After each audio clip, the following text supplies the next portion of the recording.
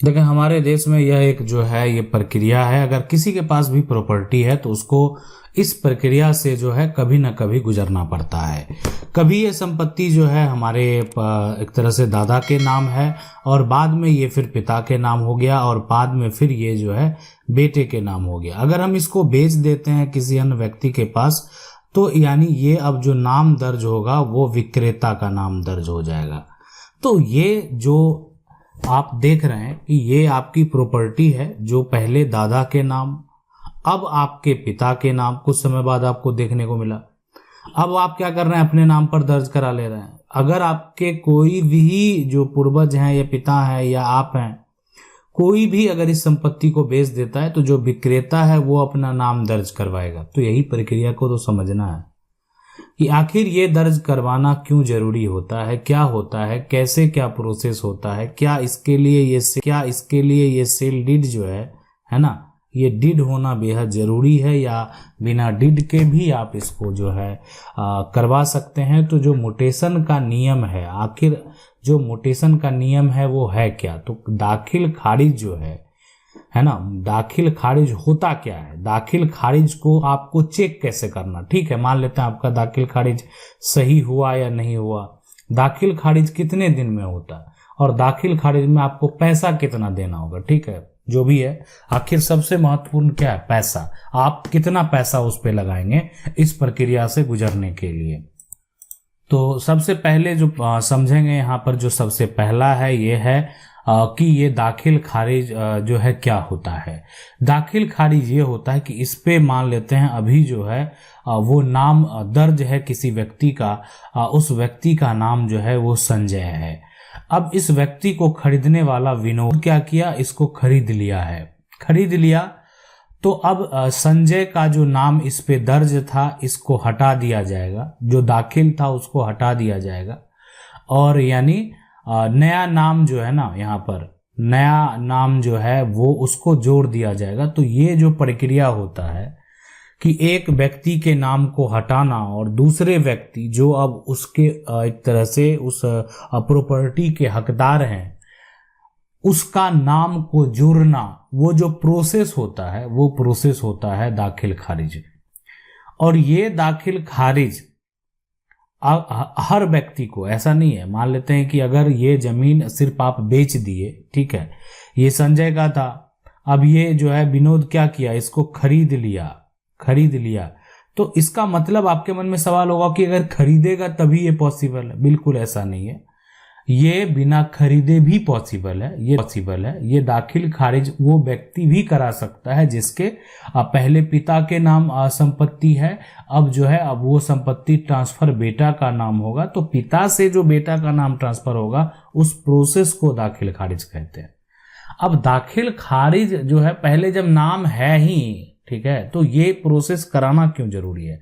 देखें, ये इसीलिए दर्ज किया जाता है कि दर्ज होने के बाद जब एक तरह से दाखिल खारिज प्रक्रिया पूरा प्रोसेस जो है वो हो गया, ठीक है, वो होने के बाद आप से जो है सरकार को टैक्स लेना है। आप इस जमीन का, हर राज्य में टैक्स के अलग अलग नियम है, आप सरकार को क्या करते हैं, सरकार को टैक्स देते हैं।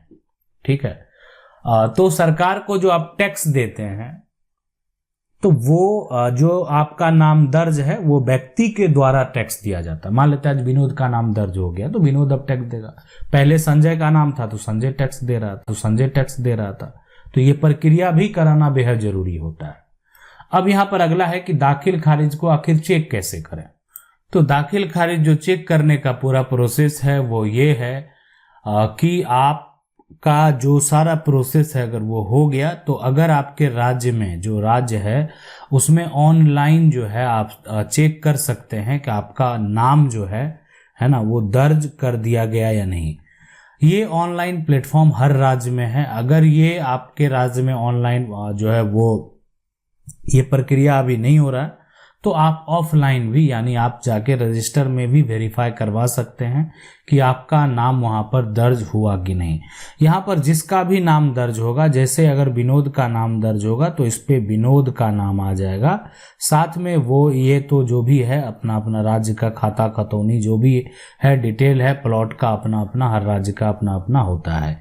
ठीक है, खिसरा या खाता, कहीं पे खतौनी, जो भी है सबका अपना अपना है। ये कहीं पर जो है ये गज में होता है, यहाँ बहुत सारे राज्य में डिसमिल में है, वर्ग करी में है, तो कट्ठे, है ना। तो ये हर राज्य का है, उससे नहीं है। लेकिन यहाँ पर जो है एक तरह से जो रैयत है, जो संपत्ति का मालिक है, उसका नाम जो है दर्ज होगा। अब उस व्यक्ति के द्वारा जो है अब टैक्स जमा होगा। अब ये जो व्यक्ति है विनोद, वो इस प्रॉपर्टी का मालिक है और विनोद के द्वारा ही जो है एक तरह से सरकार जो है एक तरह से टैक्स विनोद के माध्यम से, विनोद से टैक्स जो है वसूलेगी। तो ये पूरा प्रक्रिया होता है। अब है कि दाखिल खारिज कितने दिन में होता है। देखें, सबसे पहले तो मान लेते हैं ये जमीन जो है ना, इस जमीन का मालिक जो है, मालिक का नाम संजय है। संजय इसको क्या किया, बेच दिया। तो बेच दिया तो ये सारा कुछ मेंशन हो गया इस डेट में। अब इसको क्या करना पड़ेगा, तो ऑनलाइन जो है एक तरह से मोटेशन के लिए, है ना, ऑनलाइन अप्लाई करना होगा। किसके लिए, म्यूटेशन यानी दाखिल खारिज के लिए। आपने अप्लाई कर दिया, अब इसको वेरीफाई किया जाएगा कि ये जमीन जो संजय है वो उसको बेचने का राइट था कि नहीं, अधिकार था कि नहीं, क्या उसके नाम ये प्रॉपर्टी पहले से दर्ज था कि नहीं था। तो अगर ये वेरीफाई किया जाएगा और सही पाया जाएगा तो एक तय समय सीमा के अंदर, जैसे कितने दिनों की बात है, तो ये समय जो है ये 90 दिन भी हो सकता है, ये 30 दिन भी। हर राज्य में राज्य सरकार नियम बना देती है और जो एक तरह से रेवेन्यू के ऑफिसर हैं उसको पावर दे देती है कि आप इतने दिन में जल्द से जल्द जो है एक तरह से आपको जो दाखिल खारिज अगर अप्लाई होता है तो एक टाइम पीरियड में आपको उसको सॉल्व करना है। ठीक है, तो वेरीफाई करने के बाद जो रेवेन्यू के ऑफिसर हैं उनको अगर लगेगा कि सही है, सारा कुछ सही है, तो फिर आगे का प्रोसेस जो है, ठीक है, ये ऑनलाइन अप्लाई जो है संपत्ति का मालिक है। लेकिन ऑनलाइन अप्लाई करवाएगा कौन, तो करवाएगा इसको जो बेचा गया वो विनोद के पास बेचा गया, तो ये विनोद के द्वारा ऑनलाइन अप्लाई कराया जाएगा। सही पाने के बाद जो है ये संपत्ति विनोद के नाम पर ट्रांसफर कर दिया जाएगा। तो ये पूरा प्रोसेस होता है। तो अगर इसमें बात करें कि कितने दिनों में होता है, तो ये हर राज्य के अलग अलग राज्य सरकार के द्वारा जो समय सीमा है वो तय किया जाता है। अब है कि दाखिल खारिज में आखिर पैसा कितना खर्चा हो। तो देखिए, पैसे खर्च करने की बात अगर है कि अब इस पे जो विनोद का नाम दर्ज होगा, है ना, और ये जो प्लॉट का एरिया है उसका जो टैक्स होगा, उसके अलावा कोई खर्च नहीं होता। उसके अलावा टैक्स सरकार को देंगे। आप अभी प्रॉपर्टी को खरीद रहे हैं तो आप एक जो एनुअल टैक्स है जितना भी होगा वो 100 रुपीज हो या 500 रुपीज हो या जो भी हो आपके राज्य में, ये टैक्स तो सरकार को आपको पे करना होगा। तो ये टैक्स के अलावे कोई भी खर्च नहीं होता। लेकिन जो है आप लोग अब कह सकते हैं कि आखिर क्या खर्च होता है, बता सकते हैं कमेंट के माध्यम से।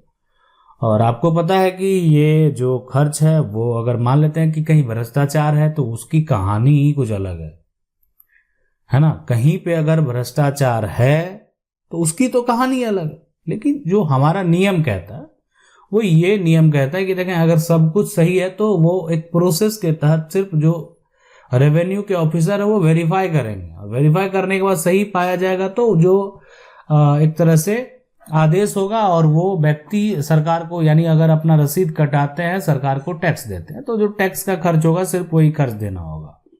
उसके अलावा कोई खर्च लेने देने का कोई प्रावधान नहीं है। अगर कोई देता है तो वो भी गलत है, और जो लेते हैं वो तो गलत है ही। अगर कोई लेते हैं, अगर कोई ऑफिसर हैं अगर ऐसा करते भी हैं तो वो गलत है। ठीक है, लेकिन यहाँ पर अगर आपका सारा कुछ सही है तो किसी प्रकार का कोई भी खर्च का कोई प्रावधान नहीं है, और इसमें आपको कोई भी खर्च जो है वो नहीं देना होता है। सिर्फ खर्च आपका वही होता है जो कि आप सरकार को एनुअल टैक्स देते हैं, सरकार को जो है आप रेवेन्यू देते हैं। अगर आपकी प्रॉपर्टी का कोई गलत तरीके से मोटेशन करा भी लिया है तो वो संपत्ति का मालिक नहीं होता है, ऐसा कहना सुप्रीम कोर्ट का है। मान लेते हैं कि ये प्लॉट है और इसका गलत तरीके से, अब संजय की ये जमीन थी और इसका जो नाम है विनोद, ये गलत तरीके से करा लिया। तो गलत करा लिया तो विनोद, अभी वर्तमान में विनोद का नाम दर्ज है लेकिन विनोद संपत्ति का मालिक नहीं होगा, ये विनोद की प्रॉपर्टी नहीं होगी। यानी सिर्फ म्यूटेशन के आधार पे कोई भी प्रॉपर्टी का मालिक नहीं बन सकता है। सिर्फ दाखिल खारिज के आधार पे कोई भी प्रॉपर्टी का जो है वो मालिक नहीं बन सकता है। आशा करते हैं वीडियो अच्छा लगा होगा। वीडियो को लाइक जरूर कर दें। चैनल को पहली बार देख रहे हैं, सब्सक्राइब करके जो बेल आइकन है उसको जरूर दबा लें। मिलते हैं अगले वीडियो में, तब तक